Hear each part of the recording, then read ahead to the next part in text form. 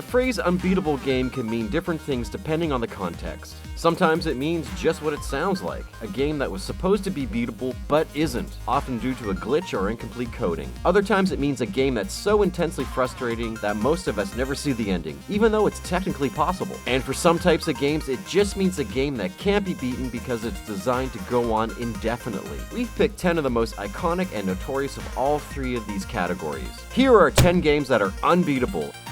Devil May Cry 3 Original Release. There was a time when Japanese game developers withheld their most difficult offerings from Western audiences. However, by the 2000s, the tables had turned, and non-Japanese players often got versions of Japanese games that were even tougher than the originals. Nowhere is this change more obvious than in the original North American release for Devil May Cry 3, where the hard mode in Japan is treated as the normal difficulty in North America, and the hardest difficulty of all, Dante Must Die, is an exercise in punishment. In particular, DMC3's major bosses are notoriously difficult, requiring great care and skill to conquer, especially at higher difficulty. Unbeatable? Not technically, but find a player who's beaten the game on Dante Must Die difficulty, and you'll have found a truly elite Devil May Cry master. Cheetahmen II.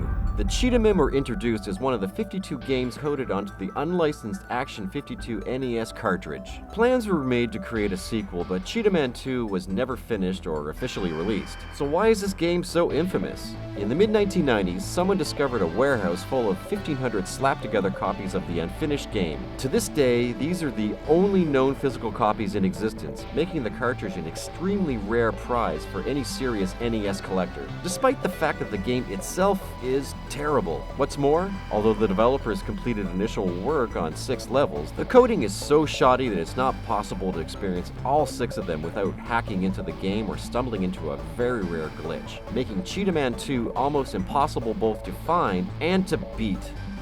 SimCity. There are a lot of games that are designed to be unwinnable as a feature, not a bug. This is especially true to the simulation game genre. However, if we had to choose one sim game to represent them all, we'd have to choose the original SimCity. SimCity was more than just a simulator, it was hilariously fun and weirdly addictive, thanks to an easy-to-learn interface and elegant underlying design. The game was a phenomenon, catapulting developer Will Wright to lasting fame and putting his publishing company Maxis on the map in a big way. Without Wright's ingenious and innovative work, we wouldn't have seen the open-ended simulation genre explode in the way it did during the 1990s, with cult hits like Sim Tower and Wright's own Sim Ant, which inspired the even bigger hit series that followed, The Sims.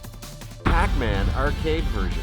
By design, arcade games are not easy to win. In fact, many early arcade games were released with no endpoint in mind at all. What these early developers didn't realize is just how dedicated some people would get. As one of the all-time classic arcade titles, it's not surprising that serious Pac-Man players are downright obsessed with the game. However, even the world's best players can't progress past a certain point. Map 256, the infamous Pac-Man kill screen. Due to the mathematical limits of the game's underlying architecture, reaching the screen causes the game to glitch and freeze, with unintelligible characters filling the right half of the map. The closest anyone can actually come to winning Pac-Man is getting a perfect score in all 255 preceding screens. Duck Hunt. Like Pac-Man, Duck Hunt is tough to conquer, but it's not impossible for the rare player who reaches level 99, though a funny but infuriating glitch awaits that prevents any further progression. Again, the glitch is numerical. Duck Hunt's programmers never actually expected anyone to sit through 99 levels of, well, duck hunting. But dedicated players have discovered that once the level counter passes 99, it rolls over to level 0. However, the rest of the game has a big problem with the notion of a level 0, and it shows. As players watch helplessly, the game frantically alternates between flashing a duck on the screen in random places until it flies away, and letting that darn dog pop up and laugh at you for no apparent reason. This continues until all the players' extra credits are depleted, whereupon the game resets to the title screen.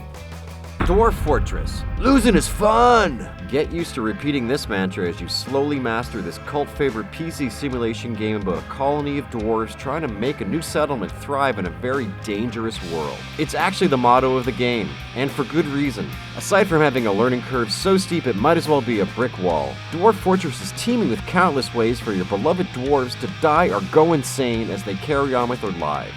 Dragons, demons, giant rats, and many other threats vie with each other to see which will be the first to lay the colony low. Of course, as a sandbox game, there's no way to win in the traditional sense, but even the most modest goals you set out for your colony can be almost impossible to achieve for all but the luckiest and most dedicated players. Battletoads, NES version. Yes, it is technically possible to beat Battletoads, the insanely difficult NES action game, but how many people do you know who've done it on the original cartridge without save states or cheat codes? Chances are, unless you grew up playing this maddening game on a constant basis, you've never come close to seeing its ending without at least a little help. Battletoads is a well-designed game, but its difficulty level is so extreme it's probably contributed to more broken NES controllers than any other title. That's what makes it so memorable. You know you can beat it, but you probably never will. It also gets a nod on this list for having a rare distinction of being both practically unbeatable in one-player mode, and in the original US version, literally unbeatable in two-player mode, where a glitch on level 11 prevents player 2 from riding the escape vehicle that's required to beat the stage. Donkey Kong Arcade version.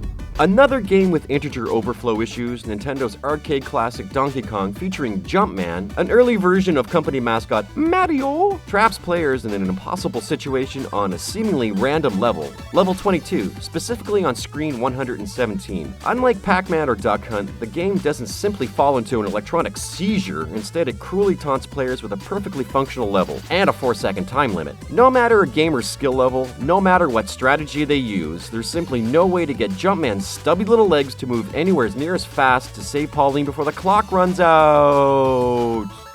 Ghosts and Goblins. Nothing says tough like finally beating a difficult game, only to discover that you've actually only beaten half of it. Ghosts and Goblins is tough enough on the first playthrough. It never takes more than 2 hits for the hero to die, and the ghoulish enemies abound. Reaching the end takes a lot of practice and a lot of skill to strike foes down without taking a hit in the process. But what really pushes Ghosts and Goblins over the top is its first ending, where the whole game has been revealed to have been an evil trick. The game then starts over, this time with an even higher degree of difficulty. It can be completely beaten on the second run, but the feat requires a saintly amount of practice and months or years of dedicated practice, making it basically unbeatable for most players. Ninja Gaiden Black. A reworked version of 2004's famously difficult smash hit Ninja Gaiden reboot, Ninja Gaiden Black, added an easier difficulty mode, the insulting Ninja Dog mode, and an even tougher Master Ninja mode, which amped up the already legendary difficulty of the game and made it basically impossible for most players to beat, requiring lightning-fast reflexes, split-second timing, perfect combat skills, and a good amount of memorization. Master Ninja mode took gamers who complained about how hard the original game was and put them in their place. The Ninja Gaiden series has never been known for its forgiving gameplay, but Ninja Gaiden Black's Master Ninja difficulty setting truly took the series over the top. Agree with our list? Which video games have you climbing the walls with frustration? What's your favorite unbeatable game? Give this video a thumbs up and tell us in the comments below. And before you go, take a minute to subscribe to CBR for more entertaining and informative videos than you can shake a Pac-Man kill screen at.